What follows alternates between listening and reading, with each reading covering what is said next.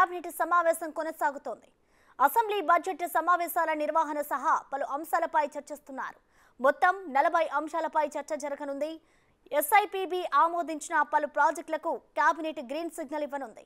జగనన్న తోడు నిధుల విడుదలకు ఆమోదం తెలపనుంది. టెట్, డిఎస్సి నోటిఫికేషన్ల విడుదలకు కేబినెట్ ఆమోదం తెలిపే అవకాశం ఉంది. వైద్య ఆరోగ్య శాఖలో పలు ఉద్యోగుల భర్తీకి గ్రీన్ సిగ్నల్ ఇచ్చే అవకాశం ఉన్నట్లు తెలుస్తోంది. కేబినెట్ సమావేశం అనంతరం తాజా రాజకీయ పరిస్థితులపై మంత్రులతో సీఎం జగన్ చర్చించనున్నారు.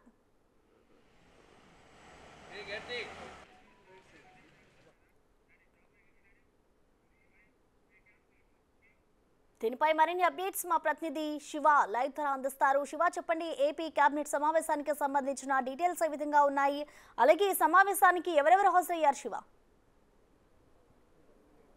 ప్రసన్న, మొత్తం మీద చూసుకుంటే ఏపీ కేబినెట్ భేటీ కొద్దిసేపు క్రితమే ప్రారంభమైంది. దాదాపుగా 40 అంశాల ఏజెండాగా ఈరోజు కేబినెట్ భేటీ ప్రధానంగా చర్చించబోతున్నారు. ముఖ్యంగా దీంట్లో డిఎస్సికి సంబంధించి దాదాపుగా ఆంధ్రప్రదేశ్కు సంబంధించి 18,700 పోస్టులకు సంబంధించి ఖాళీలు ఉన్నాయి. దీంట్లో 6,000 పోస్టులు భర్తీ చేయాలని చెప్పి ఏపీ కేబినెట్ నిర్ణయం తీసుకుని దానికి సంబంధించి కొద్దిసేపట్లోనే ఆమోదం తెలిపే అవకాశం కనిపిస్తుంది. అలాగే విశ్వవిద్యాలయానికి సంబంధించి నాన్ టీచింగ్ స్టాఫ్ ఎవరైతే ఉన్నారో వారికి సంబంధించి 62 సంవత్సరాల పైబడి పెంపు వయోపరిమితి పెంపే అంశానికి సంబంధించి కూడా చర్చించే అవకాశం కనిపిస్తాం. దాదాపుగా చూసుకుంటే ఏదైతే విద్యాశాఖకు సంబంధించి ఐబీ సిలబస్ను అమలు చేసేందుకు కేబినెట్ ఆమోదం తెలబోతుంది. అలాగే ఇంధన రంగానికి సంబంధించి దాదాపుగా 22,000 కోట్ల రూపాయలకు సంబంధించి కూడా ఎంఓయూ చేసుకునే అంశానికి సంబంధించి చర్చించబోతున్నారు. దాంతోపాటుగా ఎస్ఐబికి సంబంధించి పలు అంశాలని పలు సూచనలు ఇటీవల కాలంలో రాష్ట్ర ప్రభుత్వానికి సూచన చేయడం జరిగింది.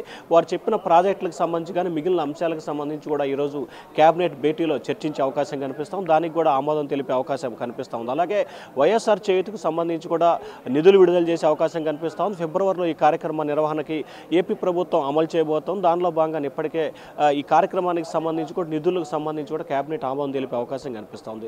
అలాగే ఎస్సీ, ఎస్టీ, బీసీ మైనార్టీలకు సంబంధించి మహిళలకి 5,000 రూపాయల ఆర్థిక సహాయ అంశానికి సంబంధించి కూడా కేబినెట్ భేటీలో చర్చ అంశం పరిశీలన జరుగుతూ ఉంది. దాంతోపాటుగా రానున్న రాజకీయ నేపథ్యంలో ఏ విధంగా ముందుకెళ్లాలి, ఇటీవల జరుగుతున్న చోటు చేసుకున్న పరిణామాలు ఏదైతే వైఎస్ఆర్సీపీకి సంబంధించి 4 జాబితాల అభ్యర్థులు మార్పులు చేర్పులు చేసిన తర్వాత మొదటిసారి జరుగుతున్న ఈ కేబినెట్ భేటీ చివరి కేబినెట్ కూడా దాదాపుగా అయ్యే అవకాశం కనిపిస్తూ ఉంది. సో ఈ నేపథ్యంలో రాజకీయంగా పలు అంశాలకు సంబంధించి కూడా ముఖ్యమంత్రి జగన్మోహన్ రెడ్డి మంత్రులతో చర్చించే అవకాశం కనిపిస్తూ ఉంది. ప్రస్తుతం ఏదైతే కర్నూలు జిల్లాకు సంబంధించి మంత్రి జయరాం ఉన్నారో ఆయనకి సమావేశానికి రారు అని చెప్పి విస్తృతంగా ప్రచారం జరిగింది. కానీ ఆయన మాత్రం కేబినెట్ భేటీకి వచ్చిన పరిస్థితి కనిపిస్తూ ఉంది. ఆయన కర్నూలు ఎంపీగా పోటీ చేయాలని చెప్పి దానికి ఆయన ఏమాత్రం కూడా అంగీకారం తెలపలేదు. ఆయన కర్నూలు కాంగ్రెస్ పార్టీ తరఫున పోటీ చేసేందుకు అంటే ఆ జిల్లాలో కాంగ్రెస్ పార్టీ తరఫున పోటీ చేసేందుకు సిద్ధమవుతున్న పరిస్థితి కనిపిస్తుంది. సో ఈ నేపథ్యంలో ఆయన రాక కూడా పెద్ద చర్చనీయాంశమైన పరిస్థితి కనిపిస్తూ ఉంది.